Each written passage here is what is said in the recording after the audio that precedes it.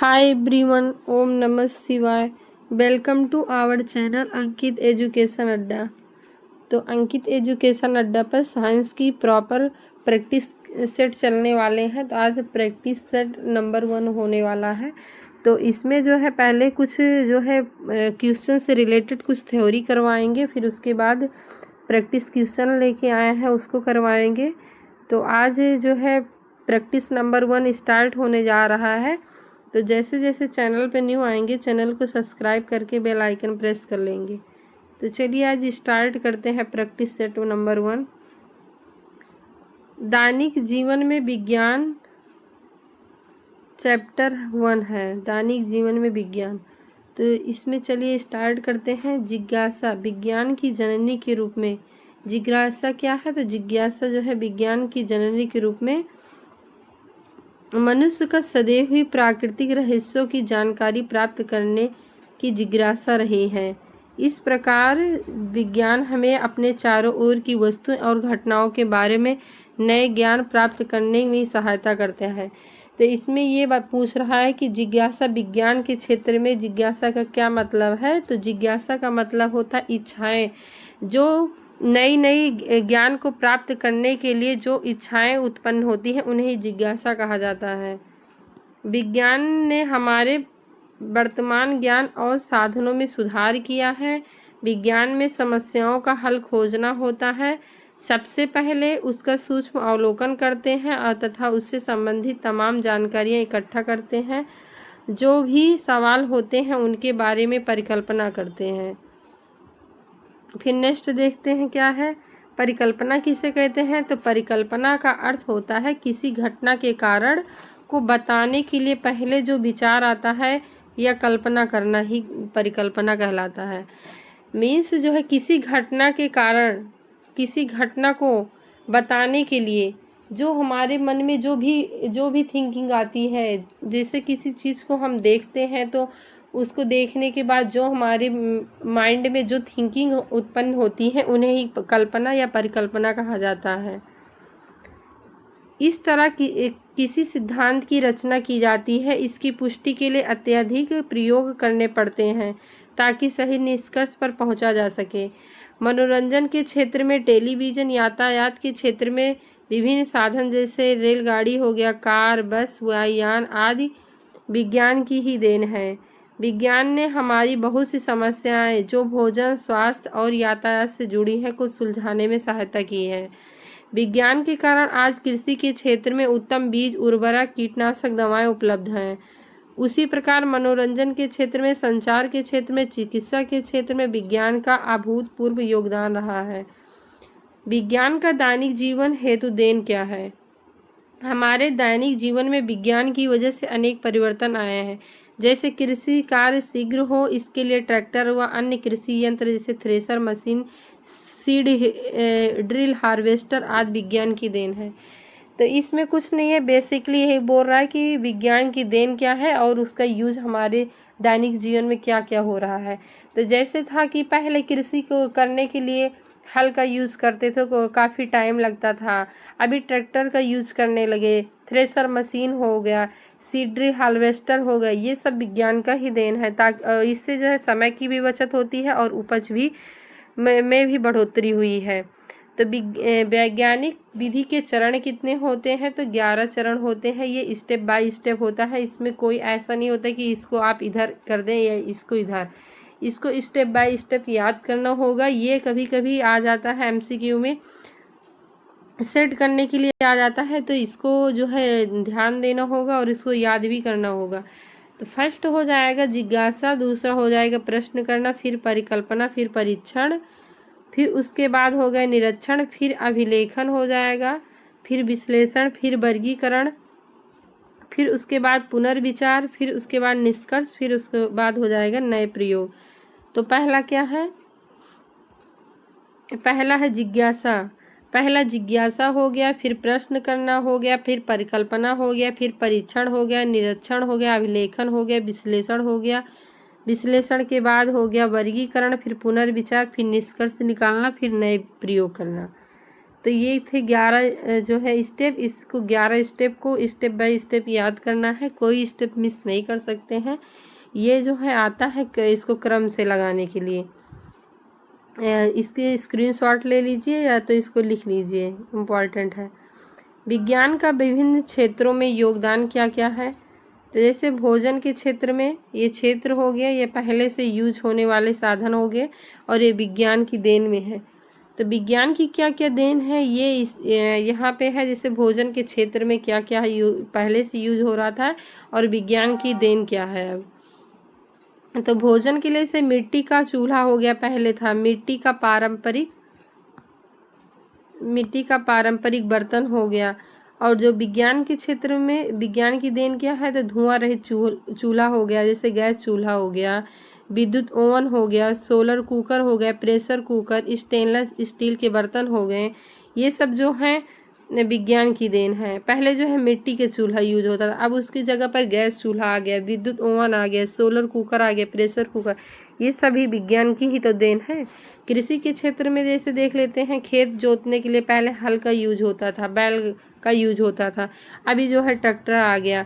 उसके बाद से सिंचाई के क्षेत्र में तो पहले कुआं, राहट, ढेकुली का यूज होता था, अभी नहरें हो गए, ट्यूबवेल हो गया। इसे हम जो है सिंचाई के क्षेत्र में कितनी बढ़ोतरी हुई है और उससे कृषि की उपज में भी बढ़ोतरी हुई है। थर्ड पॉइंट देख लेते हैं, उपज बढ़ाने के लिए क्या पहले यूज होता था? पहले गोबर की खाद यूज करते थे, अभी हम रासायनिक उर्वरक जैसे यूरिया, पोटास हो गया, फास्फेट हो गया, उन्नत बीज हो गए, कीटनाशक दवाइयों का यूज करते हैं। ये सब विज्ञान की ही देन है।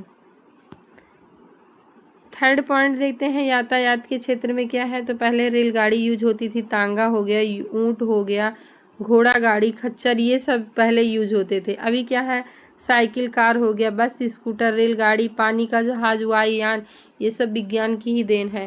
पहले बैलगाड़ी हो गया, ऊंट, घोड़ा गाड़ी, ये सब से जो है यात्रा करने में कितना टाइम लगता था, अभी स्कूटर गाड़ी हो गया, साइकिल हो गया, बाइसिकल हो गया, बाइक हो गया, फोर व्हीलर हो गया, ये सबसे जो है समय की ही बचत होती है और जो है पहले की अपेक्षा ये अभी ज़्यादा मात्रा में मिल भी जा रही है, पहले इतना साधन नहीं थे। ये सब विज्ञान की ही देन है। मनोरंजन के क्षेत्र में देख लेते हैं, पहले क्या था। पहले मनोरंजन के क्षेत्र में नाटक हो गया, नौटंकी, बिरहा, कठपुतली, नृत्य होते थे। अभी आप ट्रांजिस्टर हो गया, TV, cinema, CD, video game आप आदि, ये सब विज्ञान की ही देन है। जो हम लोग टीवी सिनेमा बैठ के देख ले रहे हैं, ये सब विज्ञान का ही तो यूज है। तो इसमें ऐसा कुछ नहीं याद करने वाला, सब समझने वाला ही है। संचार के क्षेत्र में इसे संदेश वाहक डाक द्वारा किया जाता था, अभी telephone, mobile, fax, email, computer, Telegram, internet आदि के यूज करके हम तुरंत अपने मैसेज को भेज सकते थे। पहले बहुत टाइम लगता था, 10-10 दिन लग जाते थे एक संदेश को भेजने में। चिकित्सा के क्षेत्र में पहले जो है नाड़ी को देखकर अनुमान लगाया जाता था, जड़ी बूटियों तथा झाड़ फूक द्वारा इलाज किया जाता था। अभी आप जो है मलमूत्र, खून का परीक्षण करवा सकते हैं, एक्सरे, अल्ट्रासाउंड आदि के द्वारा इलाज भी किया जा सकता है। ये सब विज्ञान की देन है। शिक्षा के क्षेत्र में पहले क्या होता था, विद्यालय या कॉलेजों में शिक्षकों द्वारा पारंपरिक ढंग से अध्ययन कराया जाता था, अभी ओवरहेड प्रोजेक्टर यूज किया जाता है, कंप्यूटर हो गया, इंटरनेट द्वारा दूर क्षेत्र में स्थित छात्र इंटरनेट के द्वारा शिक्षा को ग्रहण कर लेते हैं। पहले ऐसा कुछ नहीं था, पहले पढ़ने के लिए जो है विद्यालय कॉलेज में ही जाना पड़ता था, वो भी पारंपरिक ढंग से शिक्षा पढ़ाते थे।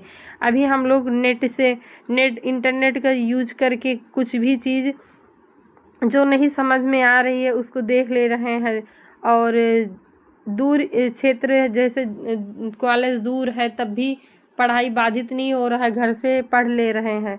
पहले ये सब कहाँ था, ये सब विज्ञान का ही देन है। तो अंतरिक्ष के क्षेत्र में क्या था, तो अंतरिक्ष क्षेत्र में अभी चंद्रयान फर्स्ट हो गया, मंगलयान हो गया का सफल परीक्षण हुआ, ये सब विज्ञान की ही तो देन है। तो नेक्स्ट हेडिंग देख लेते हैं। आई थिंक आप लोग को क्लियर हो गया होगा, ऐसा तो इसमें कुछ नहीं है कि उसको बहुत डिटेल से समझाना होगा। वैज्ञानिक खोजों में भारतीयों का योगदान क्या क्या है? प्राचीन काल से ही भारतीयों में वैज्ञानिक खोजों के क्षेत्र में नेतृत्व किया है। जैसे चरक हो गया, जड़ी बूटियों की दवा के रूप में प्रयोग करने के लिए महान चिकित्सक थे, तथा सुश्रुत प्राचीन शल्य चिकित्सक थे। जैसे सुश्रुत हो गए, चरक हो गए, ये सब जो है पहले भारतीय वैज्ञानिक खोज के क्षेत्र में इन्होंने जो है भूमिका निभाया था। आर्यभट्ट जो थे ये पाई के खोज किए थे। पाई का मान लगभग 3.14 होता है। श्रीधराचार्य जो है ये वर्ग समीकरण हल करने के लिए जो है फार्मूला दिए थे, प्रथम गणितज्ञ थे। आधुनिक वैज्ञानिकों में जगदीश चंद्र बोस हो गए, सीवी रमन हो गए, रामानुजन हो गए, एसएन बोस हो गए, मेघनाथ साहा, होमी जहांगीर भाभा आदि वैज्ञानिक ने विज्ञान के क्षेत्र में महत्वपूर्ण योगदान दिए थे। प्रक्षेप शास्त्र का निर्माण कौन किए थे? एपीजे अब्दुल कलाम हो गए। डॉक्टर कस्तूरी नंदन की विशेष उपलब्धि थी प्रक्षेप शास्त्र में। कुछ प्रमुख आविष्कारक और उनके आविष्कार को देख लेते हैं। ये इम्पॉर्टेंट है, इसको टिक कर देती हूँ, ये मोस्ट इम्पॉर्टेंट है। इसमें से एक क्वेश्चन आना ही आना है। ईयर चाहे मत ही याद करिएगा, बट जो है इसमें आविष्कारक और देश ये बहुत इम्पॉर्टेंट है, ये दोनों तो याद ही रखना है। जैसे इसमें जो जो इम्पॉर्टेंट है उसको हाईलाइट कर दिया गया है, तो उसको जो है ज़रूर याद करना है। जैसे हो गया बैरोमीटर। बैरोमीटर का आविष्कारक कौन है? तो टोरसेली है। और देश कहाँ है? इटली है। ईयर क्या है? 1644 है। विद्युत बैटरी क्या कौन है आविष्कारक? अलेसांद्रो वोल्टा, इटली है, 1800 में। बाइसिकल के मैकमिलन स्कॉटलैंड में 1839 ईस्वी में। कंप्यूटर के चार्ल्स बेबेज है, ब्रिटेन है, 1834। कितना बार रिपीट हुआ है, इसको मोस्ट इम्पॉर्टेंट बना लीजिएगा। कताई मशीन क्या आविष्कारक? सैमुअल क्रॉम्पटन है, ब्रिटेन में, 1789। घड़ी जो है, घड़ी यांत्रिक का आइसिंग व लियांगशैन, ये चीन में, 1725 ईस्वी में। घड़ी पेंडुलम का क्रिश्चियन ह्यूग्रेस, नीदरलैंड में, 1656 ईस्वी में। डायनमो जो जो हाईलाइट किया गया है उसको मोस्ट इम्पॉर्टेंट है, उसको याद रखिएगा। डायनमो का खोज किसने किया था? तो अब इसके आविष्कारक माइकल फैराडे हैं और इंग्लैंड में किया गया 1831 ईस्वी में। फाउंटेन पेन का लेविस ने किया था यूएसए में 1884 ईस्वी में। ग्रामोफोन का आविष्कारक थॉमस एल्वा एडिसन है और यूएसए में 1878 ईस्वी में। ट्रैक्टर का आविष्कार कौन किया था? तो रॉबर्ट फॉर्मिच ने यूएसए में 1892 में। स्टील का खोज हेनरी बेसेमर ने ब्रिटेन में 1855 ईस्वी में। टेलीफोन यांत्रिक का, तो टेलीफोन का ग्राहम बेल यूएसए में 1876 में। और टेलीविज़न मोस्ट इम्पॉर्टेंट है ये, जेल वेयर्ड ब्रिटेन में 1926 ईस्वी में। ट्रांजिस्टर की खोज किसने किया था? तो ट्रांजिस्टर की खोज एक जो है अकेले नहीं पर्सन किए थे, इसमें 3 आविष्कारक मिलकर किए थे। फर्स्ट है जॉन बार्डिन, दूसरा है विलियम शॉकले और तीसरा है बाल्टन बर्टन। तो ये यूएसए में इसका आविष्कार किया गया था 1948 ईस्वी में। थर्मामीटर की टाइपराइटर की, तो टाइपराइटर की पेलेग्रीन टेरी इटली में किए थे 1808 ईस्वी में। थर्मामीटर ये इम्पॉर्टेंट है, जो जो मुझे इम्पॉर्टेंट लगा वो हाईलाइट किया गया है, वो उसे जो है विशेष रूप से ध्यान रखिएगा। इसके हैं डैनियल गैब्रियल फ़ारेनहाइट और इसमें जो है जर्मनी में किया गया 1714 ईस्वी में।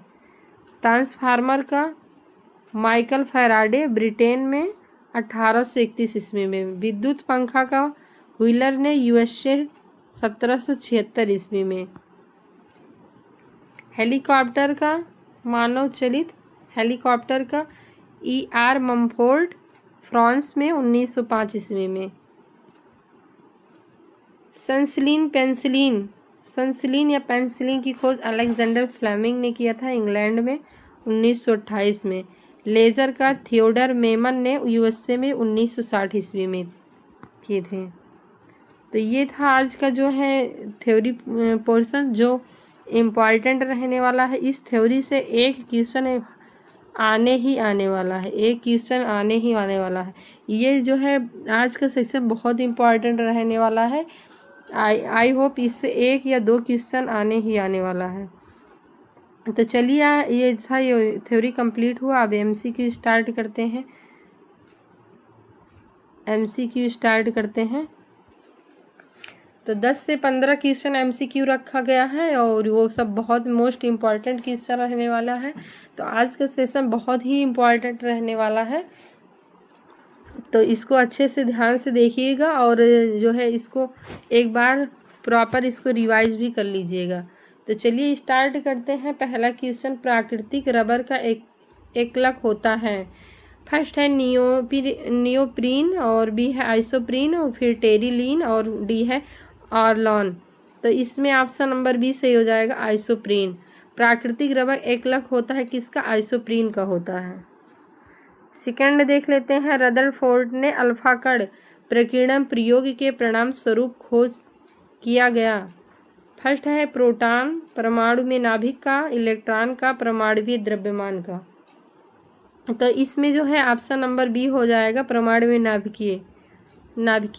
तो इसको मैं बता देती हूँ कैसे हुआ था। तो जो रदरफोर्ड हैं उन्होंने एक स्वर्ण पत्र लिए थे, उस पे जो है अल्फा कण का बमबारी किए थे।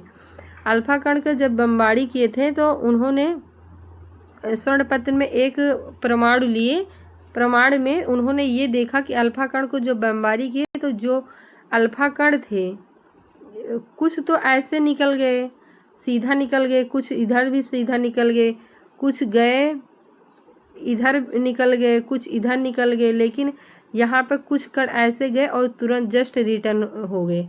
तब इन्हों लगा कि यहाँ पर ज़रूर कुछ ना कुछ है, और जो कि परमाणु की एकदम मिड पे है। तब उन्होंने रदरफोर्ड ने जो है परमाणु पर जो है इस पॉइंट को नाभिक का नाम दिया। ये जो मिड पॉइंट है इसको नाभिक का नाम दिया।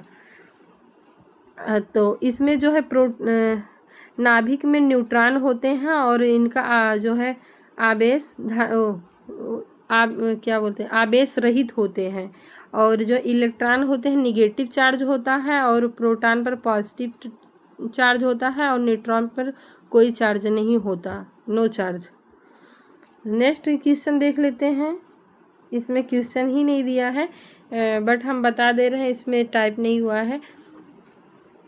रेशम कीट को क्या कहा जाता है? रेशम कीट पालन को क्या कहा जाता है? इसमें यही पूछा गया है। तो इसमें जो हो जाएगा एपीकल्चर है, पिसिकल्चर, सेरीकल्चर, एग्रीकल्चर। 4 ऑप्शन दिया गया है, तो इसमें चूज करना है कि कौन सा ऑप्शन होगा। तो एपीकल्चर होगा ही नहीं, पीसी भी नहीं होगा, सेरीकल्चर हो जाएगी। ये रेशम कीट पालन है। एपीकल्चर मधुमक्खी पालन हो जाएगा, पीसी मछली पालन,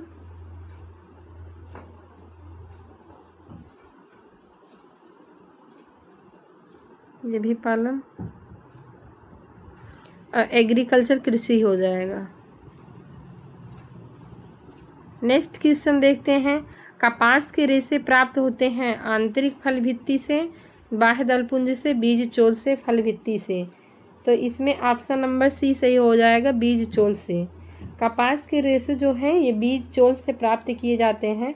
कपास जो है एक नगदी फसल होती है, ये इम्पॉर्टेंट है, इसको याद रखिएगा। कपास जो है किस प्रकार की फसल के अंतर्गत आती है? तो नगदी फसल का, और इसे जो है सफ़ेद सोना भी कहा जाता है। कपास को क्या बोला जाता है? तो सफ़ेद सोना भी कहा जाता है, व्हाइट गोल्ड। 5 नंबर देते हैं। प्रकृति के लिए विज्ञान की मान्यता है। नंबर है संभावना, वास्तविकता, फिर है अंतरिम और अनिश्चित। तो प्रकृति के लिए विज्ञान की मान्यता क्या है? वास्तविकता, रियलिटी है, रियलिटी। नेक्स्ट क्वेश्चन देख लेते हैं। 6 नंबर, निकाय के ताप में परिवर्तन 50 डिग्री सेंटीग्रेड है। केल्विन स्केल पर ताप में परिवर्तन क्या होगा? तो ऑप्शन नंबर ए है 50 के, बी है 323 के, 122 के, 70 के का मीन्स यहाँ पे केल्विन है। इसको बता देते हैं, इसमें जो है फार्मूला लगा हुआ है। ताप में परिवर्तन का फार्मूला होता है del T equal T2 minus T1। But यहाँ पर क्या दिया है, डिग्री सेंटीग्रेड को केल्विन में कन्वर्ट करना है, जबकि हम लोग जानते हैं कि 1 डिग्री जो है 0 degree centigrade plus 273 kelvin equal 1 kelvin होता है। मतलब कि अगर जो है 273 सॉरी यहाँ पे केल्विन नहीं होगा, 1 मिनट यहाँ पर फिर से देख लीजिए।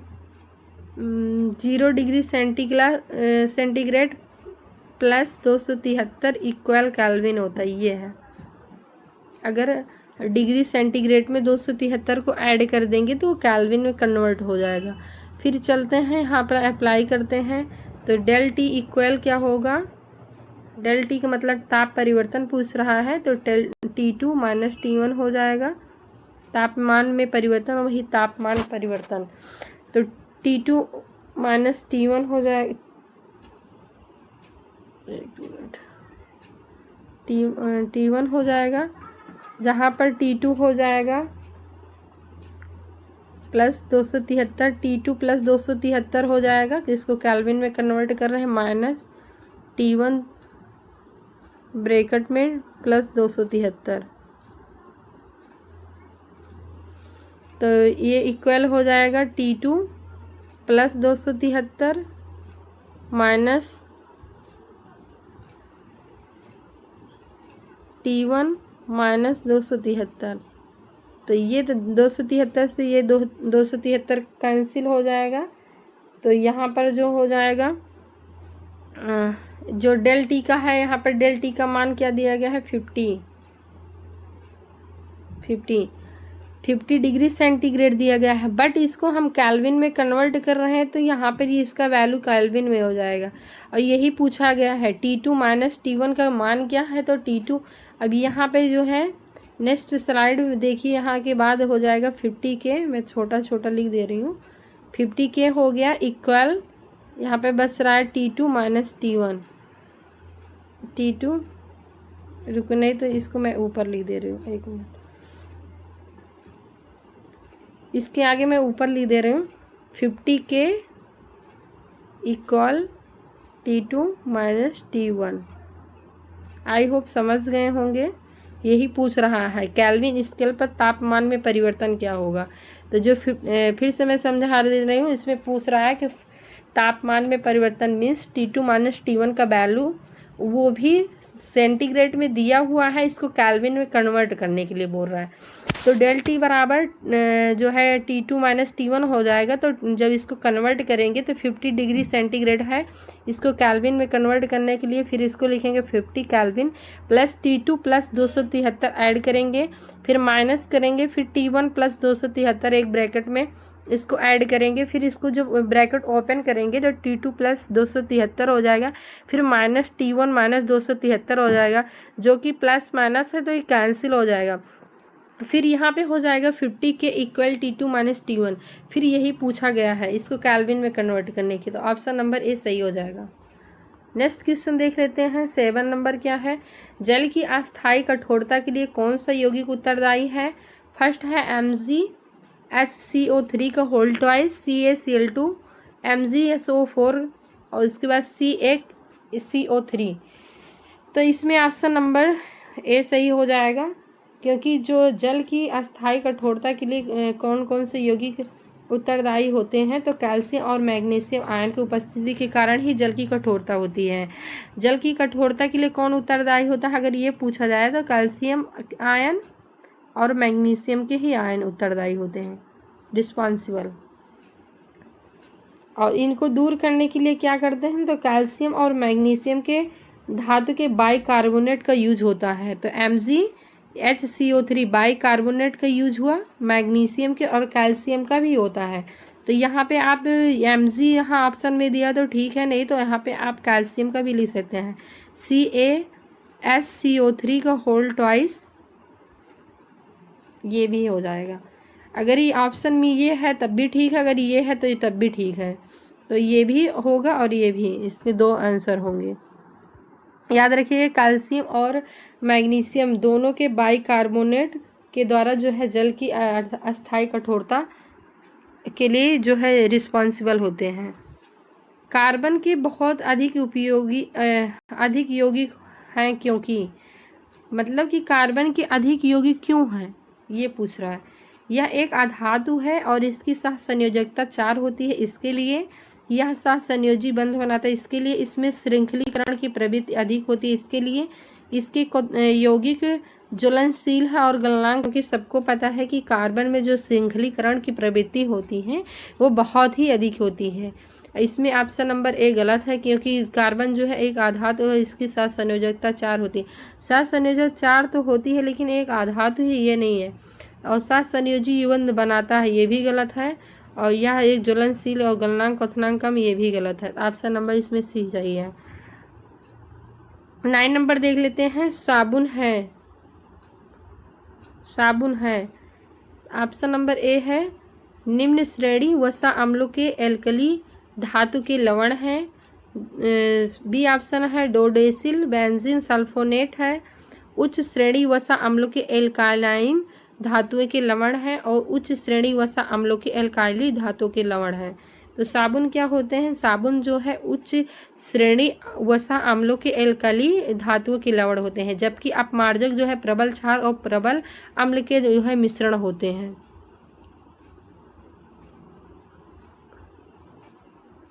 नेक्स्ट क्वेश्चन देख लेते हैं 10 नंबर। दैनिक जीवन के लिए निम्नलिखित उदाहरण पढ़िए और उचित विकल्प का चयन कीजिए। इसमें ये पूछा जा रहा है कि जो है रासायनिक कौन सा है, फिजिकल चेंज और केमिकल चेंजिंग के बारे में पूछ रहा है। फर्स्ट है जब भोजन खराब हो जाता है तो वह दुर्गंध उत्पन्न होता है। तो ये बताइए फिजिकल चेंज यहाँ पर हो रहा है कि ये केमिकल? तो यहाँ पे तो केमिकल होगा। फिजिकल का मतलब उसको आप जो है फिर से रिवर्स कर सकते हैं, जबकि केमिकल चेंजिंग में क्या होता है, एक बार जो कन्वर्ट हो गया उसको आप रिवर्स करके नहीं बना सकते हैं। तो यहाँ पर अगर जब भोजन खराब हो गया, दुर्गंध आने लगी, तो वो केमिकल चेंज में हो गया, क्योंकि उसको आप रिवर्स नहीं कर सकते हैं, तो ये केमिकल हो गया। सेकेंड ऑप्शन है सेब के एक टुकड़े को जब कुछ क्षण के लिए बाहर रखा जाता है तो वह भूरा हो जाता है, ये भी केमिकल चेंजिंग होगा, क्योंकि जब सेब को एक टुकड़े को काट कर रख देते हैं तो वहाँ पर उसके ऊपर जो है वो ब्राउन कलर का हो जाता है। तो क्या आप उसको ब्राउन कलर से फिर से पुनः आप उसे उस टुकड़े के शेप में या वाइट कलर में ला सकते हैं? नहीं ला सकते हैं, तो ये भी केमिकल चेंजिंग हो गया। और इसमें थर्ड पॉइंट है चींटी के काटने से उत्पन्न जलन को शांत करने के लिए कैलामाइन का यूज होता है। तो ये तो केमिकल चेंजिंग है, इसमें तो कोई डिटेल बताने की नीड ही नहीं है। तो इसमें क्या ऑप्शन दे रहा है कि ए और बी रासायनिक परिवर्तन प्रस्तुत करते हैं। ऑप्शन नंबर भी है बी सभी रासायनिक परिवर्तन हैं। तो ये ऑप्शन बी सही हो जाएगा, क्योंकि तीनों की तीनों ही रासायनिक परिवर्तन है। ऑप्शन सी है बी एक भौतिक परिवर्तन है, ए और बी भौतिक परिवर्तन, ये भी गलत, ये भी गलत है और ये भी गलत है। इसमें ऑप्शन नंबर बी सही हो जाएगा। नेक्स्ट 11 नंबर देख लेते हैं। क्या है? नीचे दी गई धातु और धातु का मिलान करना है। तो धातु और धातु के मिलान उसके उपयोग मीन्स उसके यूजेस से करना है। तो आयोडीन का यूज कहाँ पर किया जाता है? तो आयोडीन का यूज सब लोग जानते हैं, घाव में यूज किया जाता है। और मरकरी का यूज कहाँ किया जाता है? तो मरकरी का जो थर्मामीटर तापमापियों में यूज किया जाता है। और एल्युमिनियम का यूज खाद्य पदार्थों के डिब्बा बंदी पैकेजिंग के लिए किया जाता है। और क्लोरीन का यूज जल शोधन में किया जाता है। तो इसमें मिला देते हैं। इसमें कौन सा दर है? ए में 3 है, तो इसमें क्या है? ए में 2 कौन सा है? और बी में 3, सी में 4, ये ऑप्शन नंबर डी हो गया। तो ऑप्शन नंबर डी सही हो जाएगा। 12 क्वेश्चन देखते हैं। प्लास्टिक के समान विशिष्ट गुण हैं। नंबर है टिकाऊ, विद्युत के सुचालक, अन्य अभिक्रियाशील। जहाँ प्लास्टिक जो है विद्युत के सुचालक हो ही नहीं सकते, एकदम इम्पॉसिबल है, विद्युत के कुचालक होते हैं, तो ये गलत हो गया। जहाँ जहाँ पर हो इसको काट दे। उष्मा के भी सुचालक नहीं होते हैं, विद्युत के सुचालक नहीं होते। तो ऑप्शन नंबर डी हो जाएगा। टिकाऊ, ओजन में हल्के और अनअभिक्रियाशील होते हैं। 13 नंबर लेते हैं। सूची 1 में वैज्ञानिकों के नाम दिए गए हैं, सूची 2 में उनकी खोज के बारे में दिया गया है। तो कौन क्या है, चलिए बताते हैं। अलेक्जेंडर जो फ्लेमिंग है ये जो है पेंसिलिन की खोज किए हैं। एडवर्ड जेनर चेचक की टीका का खोज किए हैं। लुई पास्चर किण्वन का, तो रॉबर्ट कोच जो है एथेंस जीवाणु। तो इसमें कौन से मिलाने पे क्या होगा, पहला का अलेक्जेंडर फ्लेमिंग का 4, 1 का 4 कहाँ है, तो 1 का 4 दो ऑप्शन में है, दो ऑप्शन को काट दीजिए। उसके बाद देखते हैं फिर क्या है। अलेक्जेंडर फ्लेमिंग का हो गया पेंसिलिन, एडवर्ड जेनर का हो गया बी में 4, बी में 5, बी में 5, ए में 4, बी में 5, तो ये ऑप्शन नंबर सी हो गया। नेक्स्ट देख लेते हैं 14 नंबर।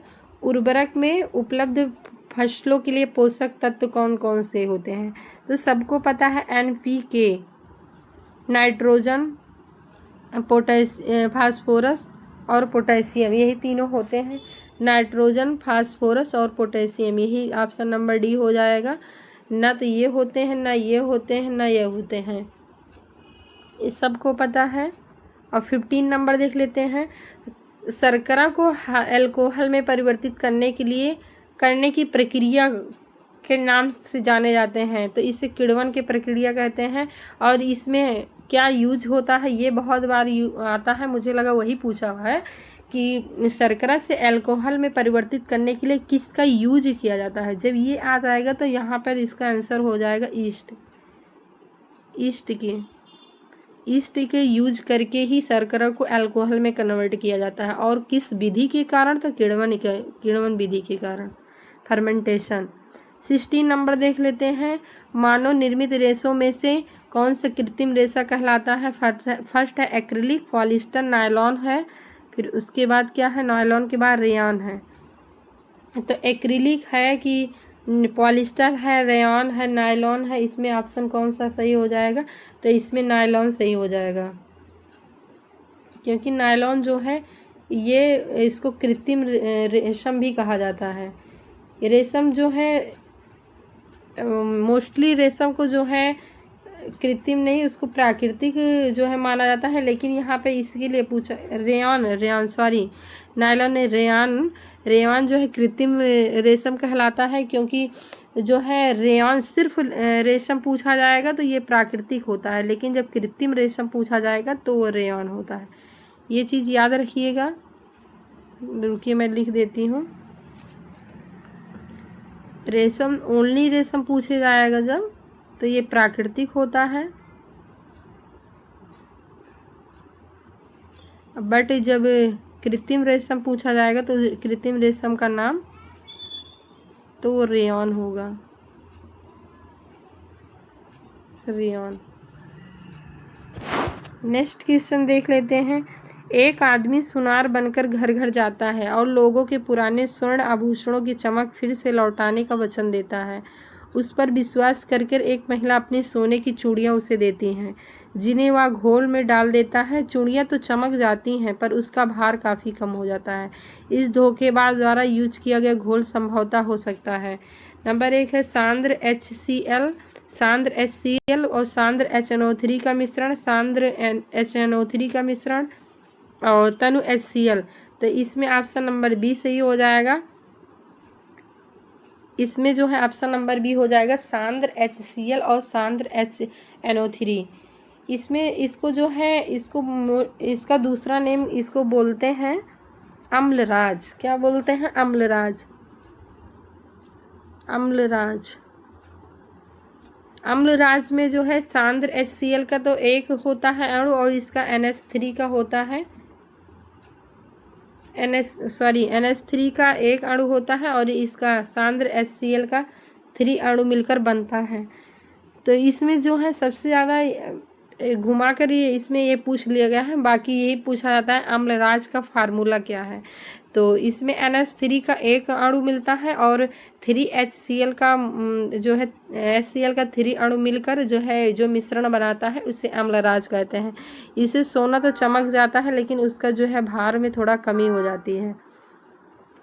18 नंबर देख लेते हैं। घाव पर फिटकरी लगाने से रक्तस्राव रुक जाता है, क्योंकि फिटकरी रक्त को स्कंदित करके थक्का बना देती है। फिटकरी घाव के आसपास तापमान को कम कर देती है। फिटकरी एक प्रतिरोधी है। फिटकरी का टुकड़ा घाव को ढक देता है। तो इसमें ऑप्शन नंबर ए सही हो जाएगा। फिटकरी जो है रक्त को स्कंदित करके थक्का बनाती है। 19 नंबर देते हैं। विद्युत यंत्रों में बैकेलाइट का यूज किया जाता है क्योंकि यह ऊष्मा का सुचालक है, विद्युत का सुचालक है, विद्युत का कुचालक है, थर्मोप्लास्टिक है। तो बैकेलाइट का यूज जो है इसके लिए किया जाता है। यह ऊष्मा का तो सुचालक हो ही नहीं सकता, विद्युत का सुचालक हो ही नहीं सकता, नहीं तो इसका यूज ही ना किया जाए। थर्मोप्लास्टिक भी नहीं है, थर्मोसेटिंग का एग्जाम्पल होता है। तो यह विद्युत का कुचालक है। यही ऑप्शन नंबर सी सही हो जाएगा। 20 नंबर लेते हैं। घरों में प्रकाश स्रोत के रूप में एलईडी तथा CFL दोनों का आमतौर पर यूज किया जाता है। इनमें से कौन सा कथन सही है? तो पहला है एलईडी बेहतर है क्योंकि CFL में विषैले पदार्थ होते हैं। और ऑप्शन नंबर बी है दोनों ही एक समान अच्छे हैं। ऑप्शन नंबर सी है दोनों में कोई भी अच्छा नहीं है क्योंकि दोनों में विषैले पदार्थ होते हैं। तो ऑप्शन नंबर डी है CFL बेहतर है क्योंकि एलईडी में विषैले पदार्थ होते हैं।